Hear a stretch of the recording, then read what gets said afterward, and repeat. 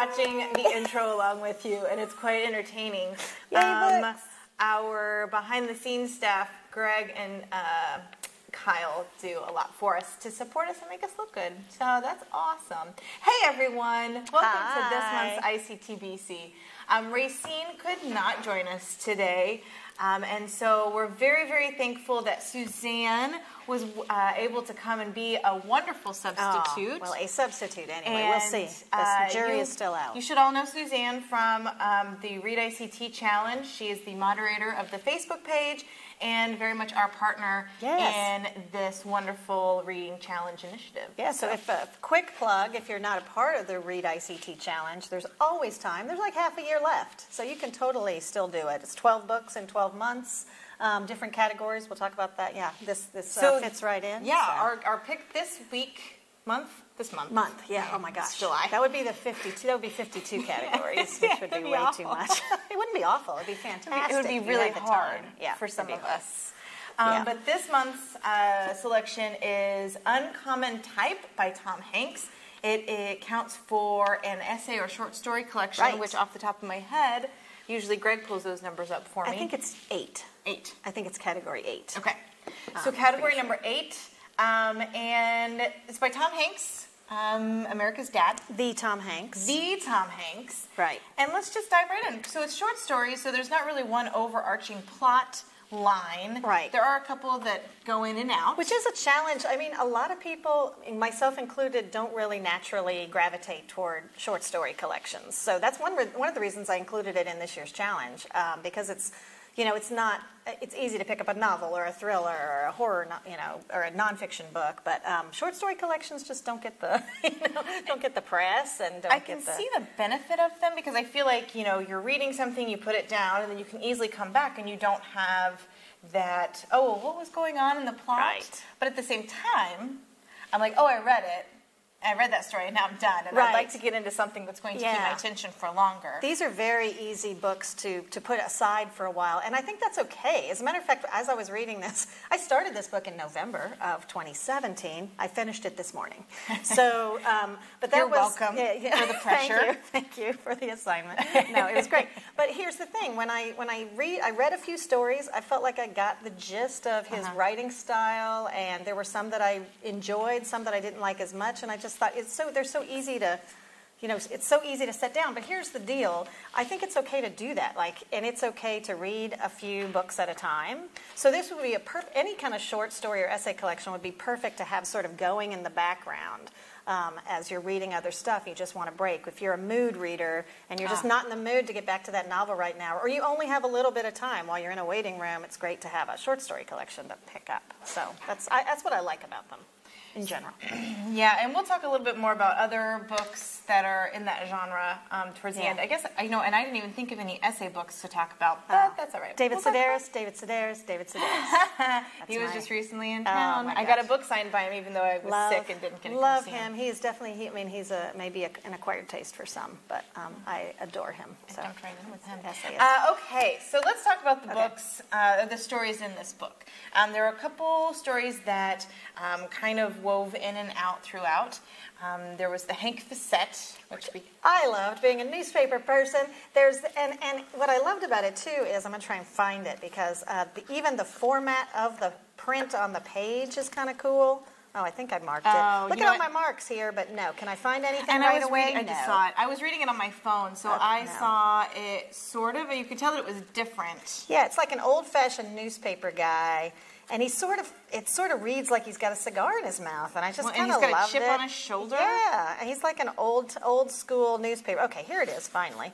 Well, I don't know. Yeah, so Our Town Today with Hank Facette, and it sort of goes through the book like this, but it's in actual column format. I don't know if you can see that. The other fantastic thing about this book, I thought, well, first of all, we have to talk about the typewriters, but it's called Uncommon Type because Tom Hanks is a typewriter fanatic. He owns more than 100 typewriters. If you want a really funny, to see him with typewriters, Google the CBS Sunday Morning segment about him and his new book. But before each story, there's this beautiful picture, like black and white picture of the typewriter that is mentioned in that story. So there's like sort of a theme throughout. I actually didn't realize that the typewriters that were chosen were, I mean, they should have been, but as I was reading it on my phone, Yeah, I was reading it through Overdrive, there was one about an Underwood and I saw Underwood right along so beautiful. Thing. Now, I should say that, we are doing this live, so please comment, join us. We've got your comments right here. Kyle, hi. Thanks for joining us. And so tell us if you read the book, if you've read other short stories, what you like about the genre, anything that you really want to contribute. Yeah. And so we'll get those and we'll try to tie those in as we can. Yeah. Because we're fancy and we have it on a tablet right here. Yes. So. Oh my gosh. No, so all in all, I felt like this particular collection was so Tom Hanks. Like if you as America's Dad. Yes, America's Dad. I mean, like, from Big, and You've Got Mail. He's just so charming and just a good guy. Yeah. And this story collection sort of had that feeling of just a good guy writing So this. there were a couple where I was kind of expecting them to take a turn for the worse. Yes, right? which is what happens in short story collections. And usually. none of them really did, except for the only one I would say was the war veteran, Yeah. who had the very Norman Rockwell Christmas, right, with the young children, and Yes. he loves his wife, and you don't really catch on that he lost certain limbs in the war, and so then it Right. kind of switches over to that very gritty war story. Yes, sort of aftermath. Yeah. What happens to these guys when they're in these situations, in war, in combat, and then they go back to their lives and they have Right. to wrap presents for Christmas. Right. And so it's his reaction and his recovery from that traumatic experience compared to his friend's recovery, who they get to talk every year on once a Christmas. year on Christmas Eve, I guess. And which is neat. he's never made it back home. He really doesn't. I mean, he hasn't figured out his place in the world because, I mean, war is traumatic. Right. And even that story, though, I know it sort of takes a darker turn, maybe. And even in the Mars one, what's it called? Welcome to Mars. Welcome to Mars is the same way. It sort of takes a darker, more serious turn. But there's always like this element of hope, throughout, and it just really is more optimistic than most short story collections, which tend to be very, in my experience, sad or depressing. So I thought that the Welcome to Mars, I actually kind of thought that it ended a little bit more hopeful. Yeah, just it really because. did. I mean, so I think we can spoiler alert Spoiler it, right? alert! Spoiler alert! It's only one part of the whole one book. story. So it's about a son and his father who go surfing for the son's birthday To Mars Beach. I imagine very much Colin Hanks with his dad Tom. Right. Being I don't know, Orange I wonder County. why you would envision I that. don't know, it's weird.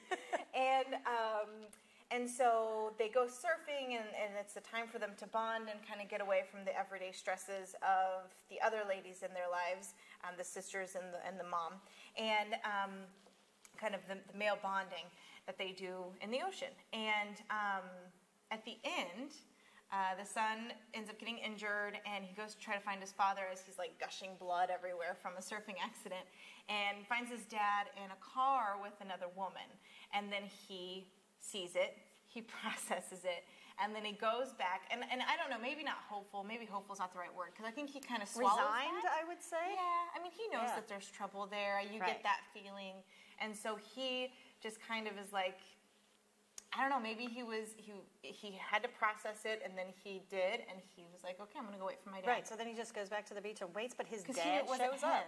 It wasn't on him, right? No, Like they had a relationship but he that knows this. transcended. But it has you could see that ending as a little darker too, because he has this bit of knowledge on his father. His father's no longer perfect. Right. His father isn't this altogether great guy. He's got some secrets as well. I feel like, I don't know, the camper, like the fact that he drives a camper to go to the beach with the surfboard. I don't know. I didn't think that he held his father in this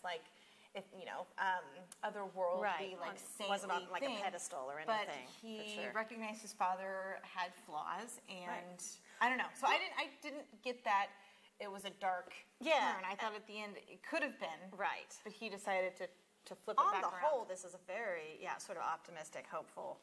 Nostalgic. Nostalgic for sure. Oh my gosh. Well, you got the Hank Fazette guy, the old school, newspaper guy. And well, and the first piece is about how, you're no longer going to read me in paper. It won't be long when there won't be any paper. You're going to have to see me on your iPad screen. And I can identify.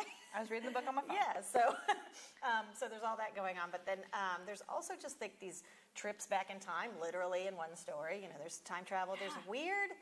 and there's this group of friends, the 4 friends that are in the first story. I love that too, that sort of tie into another story about midway through the book and then a story at the end. But that middle story about the trip to the moon... Wasn't it weird? Bizarre. Like they just build a rocket ship to the moon. It's obviously, futuristic and science fiction-y, but the other 2 weren't. I thought that was very Yeah, it was odd. like this weird... fantasy in the middle of a book that was definitely not fantasy, right? Because they're just these friends. They build a spaceship. Yeah. They go to the moon. They don't land because they have no interest in landing. They flip around and they come home. It screams to me of Tom Hanks has a fascination with space. We all know this. He was in Apollo 13. Houston, we have a problem. And it just, when I was reading it, I thought, oh, well, Tom Hanks wanted to write about space. He wanted to write about what it looks like when you turn that, when you orbit the moon and you see the Earth rise, or you see, and he does describe it very well. Yeah. But in relation to the other stories, it was just very strange. It was a strange placement. Yeah. So, but I don't know. Yeah. What did you think? Yeah. Tell us.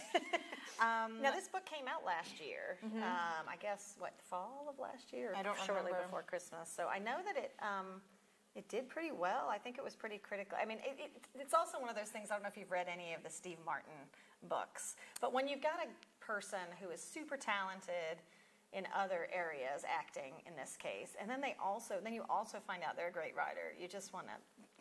like, it's not fair. Share your talent. Yes, but he's really good. You can see the influence of his films and the research that he must have done to understand each of those characters shine through in a lot of these.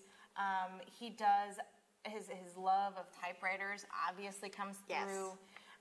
And he describes them so well too. I mean, there are. I think we could talk about the story that. So we were just talking about this book, and I found it interesting that his story. What is it? Meditations of My Heart. Oh, Meditations of My Heart. I thought that would have been a fitting, beautiful story to put at the end. Meditations of My Heart was really his centerpiece of typewriter love and appreciation, right? Right.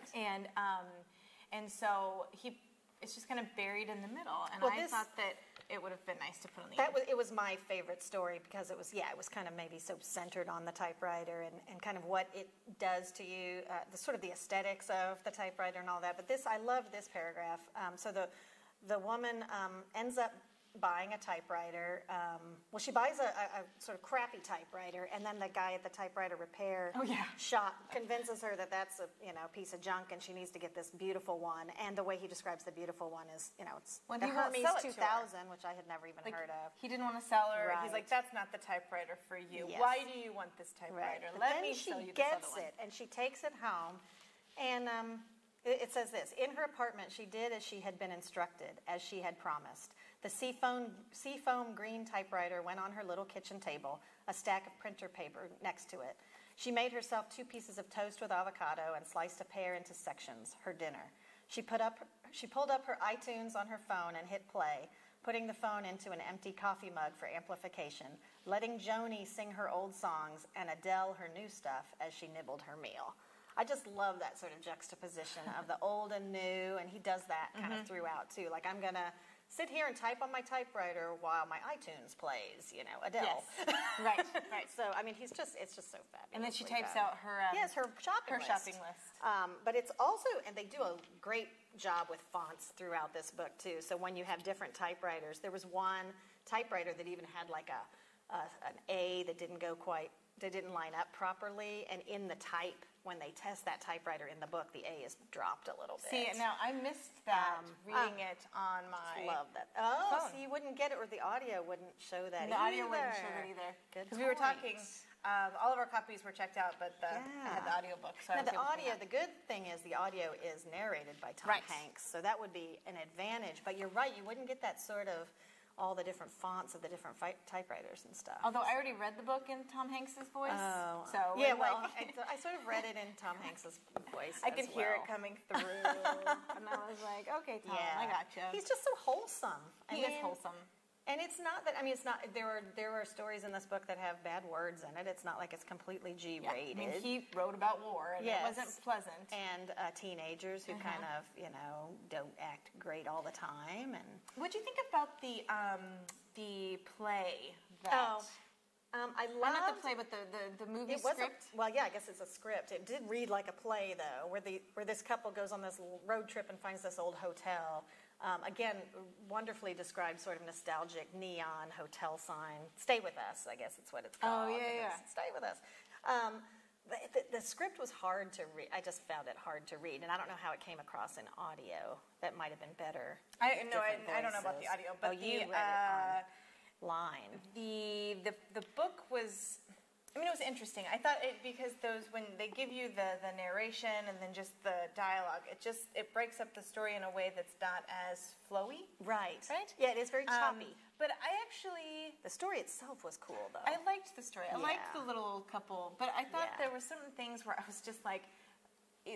Miss Mercury, right? The woman who was like model-esque, who was the assistant of this ridiculously wealthy man. And she was like, howdy, dippity-doo. And I know. like, nobody says that.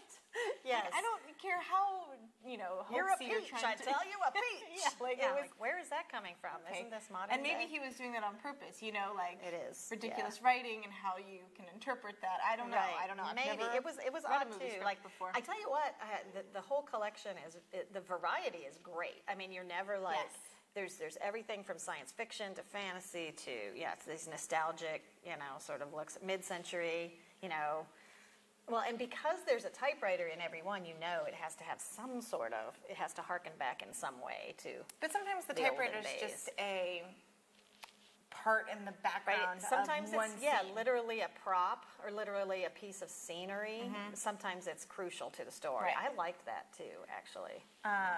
The other one the one that I probably liked the least, other than Hank Facette. Hank Facette, I was just I loved Hank Facette. Didn't really get him, like whatever. But the one was Who's Who was the actress with her name? No, it's the one where they go on tour. A junket. A junket in the City of Light. Yeah. I liked that You one did? too because it's like this. Basically, this no-name actor gets cast alongside. I guess maybe Angelina. Today it would be like an Angelina Jolie character. This sort of action.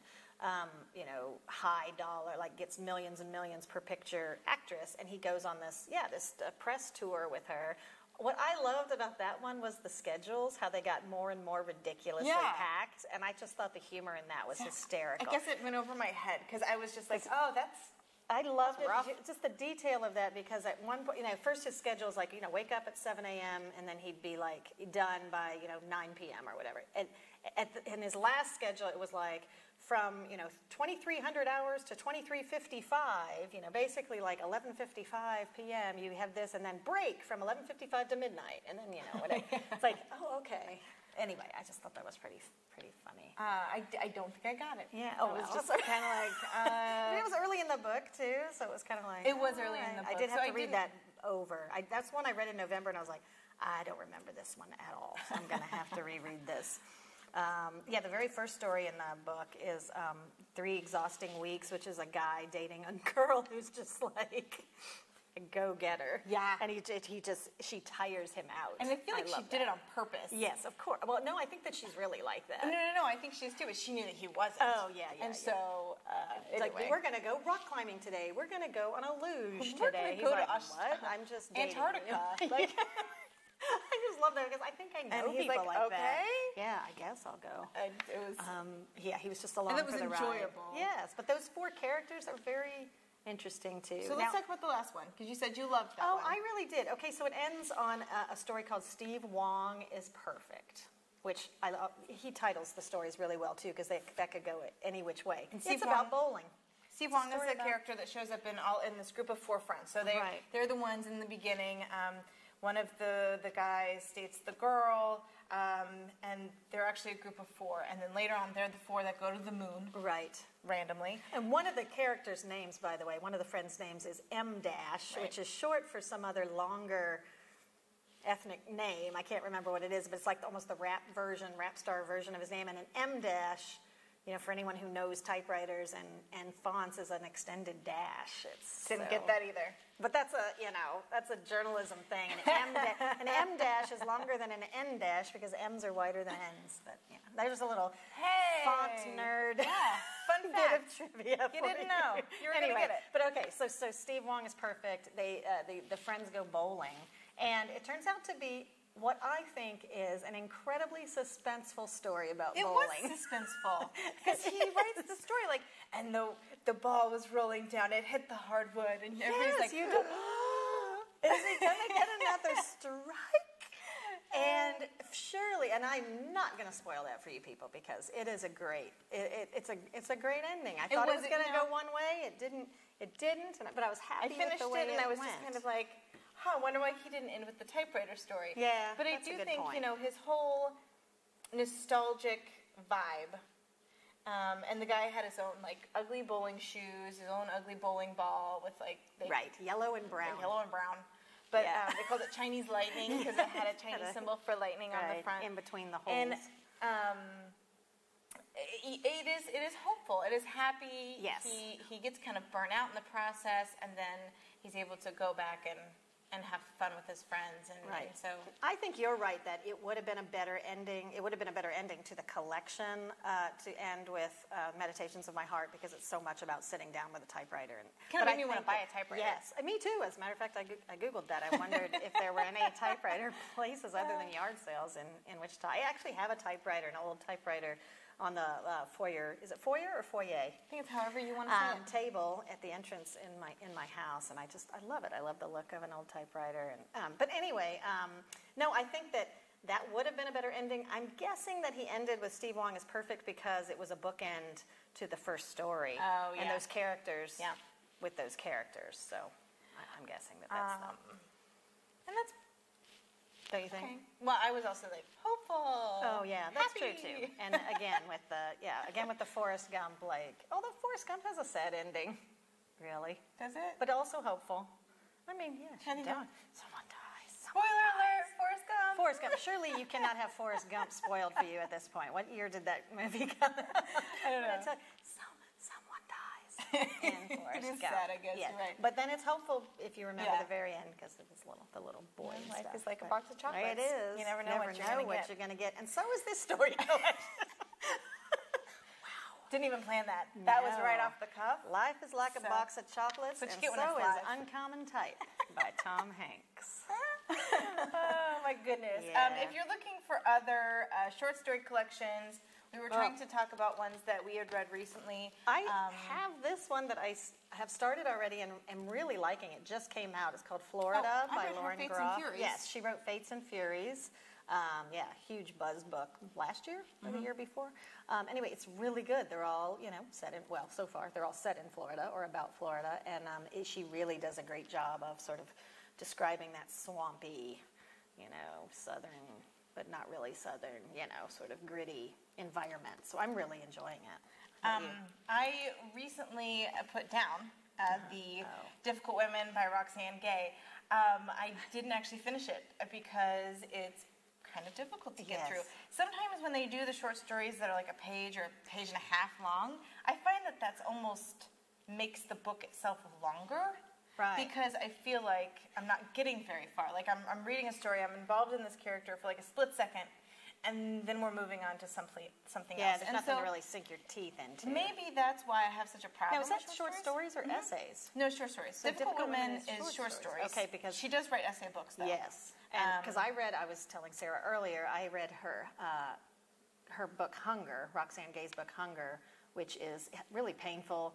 Lots of trigger topics in that book, and boy, I just couldn't. I mean, I finished it, but sort of begrudgingly. Yeah, her Difficult Women also, like a lot of trigger stuff. It's really negative. Some of the stories are just difficult to get through, and there's some about rape and, Yeah. just difficult, Right. non-pleasant topics. Yeah, so you do have to And- almost be in the, and there's another, sort of another plug for putting, maybe not, DNFing, do not finish. When you DNF a book, you sort of decide that you're never going to read it again. But there are some books that you just want to put aside for now. Yeah. And that might be And one maybe of that's them. one of them. And I keep saying I'm going to go back to it. But when 'cause do you pick up a book and go, you know what I feel like reading right now? Something that's going to depress me to no end. How about this? Although, I don't know. Sometimes, it those depends if books are cathartic a little Oh, bit yeah. because... I do love to cry. And you can have the empathy of, I don't know. Yeah. It's good to open yourself up and be aware of those awful things that are going on in the totally world. agree. I sometimes loved A Little Life, for instance. bad I things love are that book. happening all over. You just are Right. ready for something nice and fluffy. Now, another short story collection, real quick, that I read last year and loved was a debut collection by Carmen Maria Machado called Her Body and Other Parties. It was on the list for the National Book Award, I think. Oh, okay. Anyway, very strongly feminist vibe in that one, but super cool, like really eclectic. That was one of the books I got to the end of and went, what just happened? I don't know if I liked that, but it sort of, as I kind of chewed on it for a while, I decided that I did like it very much. It happens to be more and more frequently where I'm just like, I'm ready to talk about this book with somebody. Yeah.